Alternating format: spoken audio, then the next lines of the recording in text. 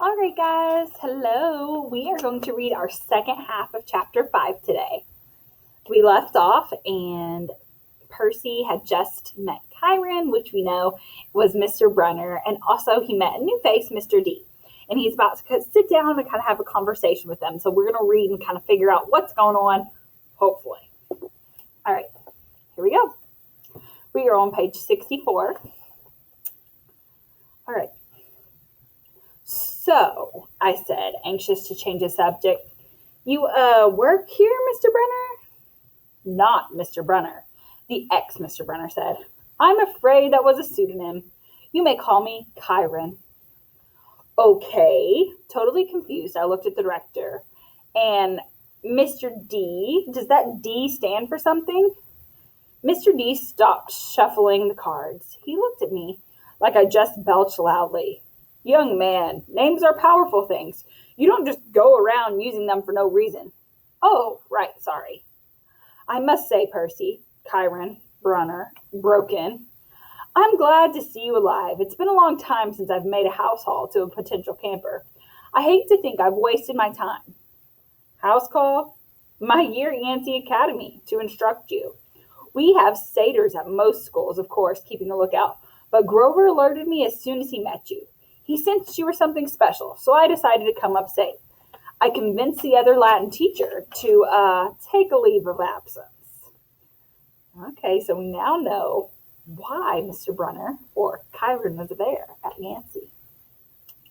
I tried to remember the beginning of the school year. It seemed like so long ago, but I didn't have a fuzzy memory of there being another Latin teacher my first week at Yancey.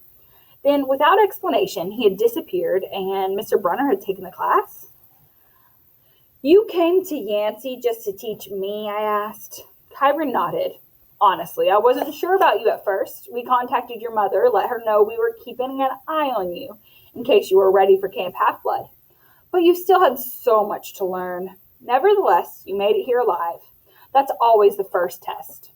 Grover, Mr. D said impatiently, are you playing or not? Yes, sir, Grover trembled as he took the fourth chair, though I didn't know why he should be so afraid of a pudgy little man in a tiger print Hawaiian shirt. Do you know how to play, Pinochle? Mr. D eyed me suspiciously. I'm afraid not, I said. I'm afraid not, sir, he said. Sir, I repeated, like I was the camp director less and I was liking the camp director less and less. Well, he told me, it is along with gladiator fighting and Pac-Man, one of the greatest games ever invented by humans. I would expect all civilized young men to know the rules. I'm sure the boy can learn, Chiron said. Please, I said, what is this place? What am I doing here? Mr. Brunn, Chiron, why would you go to Yancey Academy just to teach me? Mr. D snorted. I asked the same questions. The camp director dealt the cards. Grover flinched every time one landed in his pile. Chiron smiled at me sympathetically, the way he used to in Latin class, as if to let me know that no matter what my average was, I was his star student. He expected me to have the right answer. Percy, he said, did your mother tell you nothing? She said, I remembered her sad eyes looking out over the sea. She told me she was afraid to send me here, even though my father had wanted her to. She said that once I was here, I probably couldn't leave. She wanted to keep me close to her. Typical, Mr. D said. That's how they usually get killed. Young man, are you bidding or not? What? I asked. He explained impatiently how you bid in Pinochle, and so I did. I'm afraid there's too much to tell, Chiron said. I'm afraid our usual orientation film won't be sufficient. Orientation film? I asked. No, Chiron decided. Well, Percy, you know your friend Grover is a satyr. You know, he pointed to the horn in his shoebox, that you killed the Minotaur. No small feat either, lad. What you may not know is that great powers are at work in your life. Gods, the forces you call Greek gods, are very much alive. I stared around at the others at the table. I waited for somebody to yell, not. But all I got was Mr. D yelling, oh, a royal marriage trick. He cackled as he tallied up his points. Mr. D, Grover said timidly, if you're not going to eat it, could I have your Diet Coke can? Oh, all right. Grover bit a huge shard out of the empty aluminum can and chewed it mournfully. Wait, I told Chiron. You're telling me there's such a thing as a god. Well, now, Chiron said, God, capital G, God, that's a different matter altogether. We shan't deal with the metaphysical. Metaphysical, but you were just talking about, gods, plural, as in great beings that control the forces of nature and human endeavors. The immortal gods of Olympus. That's a smaller matter. Smaller? Yes, quite. The gods we discussed in Latin class. Zeus, I said. Hera, Apollo, you mean them?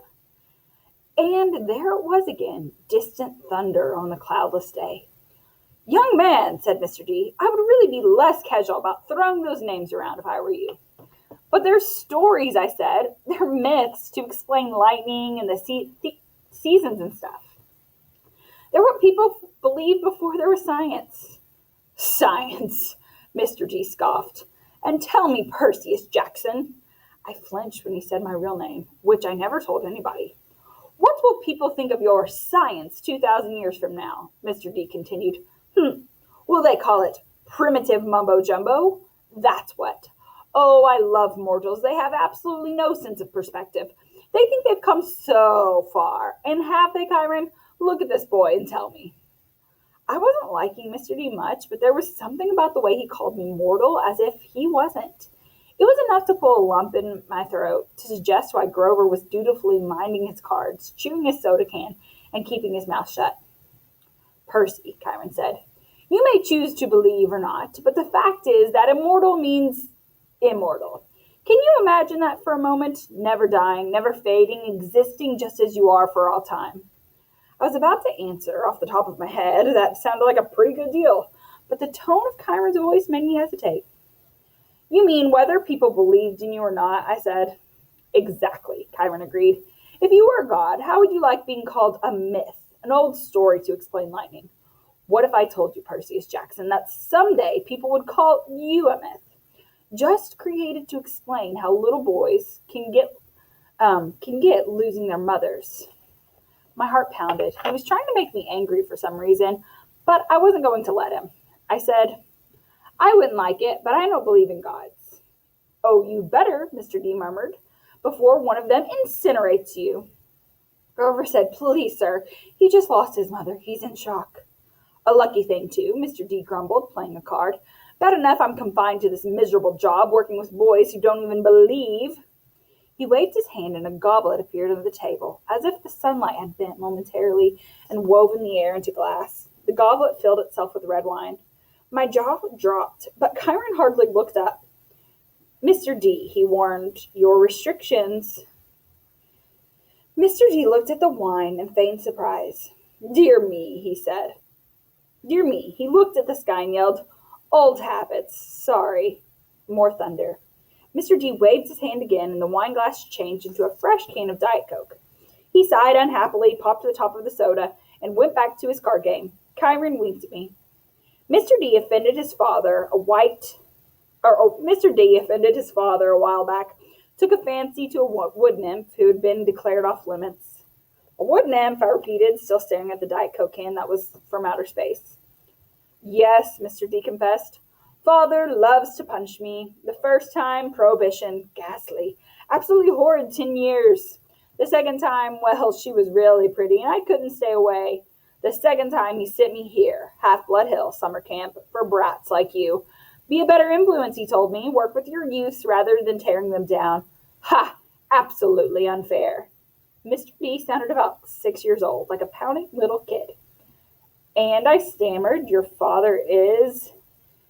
De immortalis, Chiron, Mr. D said. I thought you taught this boy the basest. My father is Zeus, of course. I ran through D names from Greek mythology.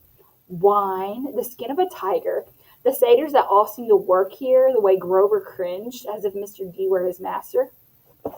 You're Dionysus, I said, the god of wine. Mr. D rolled his eyes. What do they say these days, Grover? Do the children say, well, duh? Yes, Mr. D. Then, well, duh, Percy Jackson. Did you think I was Aphrodite, or perhaps did you think I was Aphrodite, perhaps? You're a god. Yes, a child.